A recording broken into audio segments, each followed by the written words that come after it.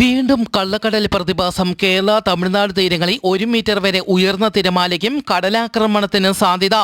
മത്സ്യത്തൊഴിലാളികളും തീരദേശവാസികളും ജാഗ്രത പാലിക്കണമെന്നും മത്സ്യബന്ധന ബോട്ടുകളും വള്ളങ്ങളും ഹാർബറിൽ സുരക്ഷിതമായി കെട്ടിയിട്ട് സൂക്ഷിക്കണമെന്നും ബീച്ചിലേക്കുള്ള യാത്രകളും കടലിറങ്ങിയുള്ള വിനോദങ്ങളും പൂർണ്ണമായും ഒഴിവാക്കണമെന്നും അറിയിച്ചു. ഈ സമയത്തെ ചെറിയ വള്ളങ്ങളും ബോട്ടുകളും കടലിൽ ഇറക്കുന്നത് ഒഴിവാക്കണമെന്നും അറിയിച്ചു. മുന്നറിയിപ്പ് പിൻവലിക്കുന്ന വരെ ബീച്ചുകൾ കേന്ദ്രീകരിച്ചുള്ള വിനോദസഞ്ചാരം ഉൾപ്പെടെയുള്ള എല്ലാ പ്രവർത്തനങ്ങളിലും ശ്രദ്ധ പുലർത്തണമെന്നും അറിയിച്ചു. ജനുവരി 27 മുതൽ ഗ്രീക്ക് ദ്വീപുകളായ സന്റോറിനി, അമോർഗോസ് എന്നിവിടങ്ങളിൽ 1200-ലധികം ഭൂകമ്പങ്ങൾ റിപ്പോർട്ട് ചെയ്തു. ചുറ്റിലുമുള്ള കടലിൽ നൂറുകണക്കിന് തീവ്രത കുറഞ്ഞ ഭൂകമ്പങ്ങൾ റിപ്പോർട്ട് ചെയ്തു. അഗ്നിപർവ്വത സ്ഫോടനമോ സുനാമി ഉണ്ടാകാനുള്ള സാധ്യതയും വിദഗ്ധർ തള്ളിക്കളയുന്നില്ല. ഇതുവരെ ഇവിടങ്ങളിൽ നിന്ന് 10,000 പേരെ ഒഴിപ്പിച്ചു.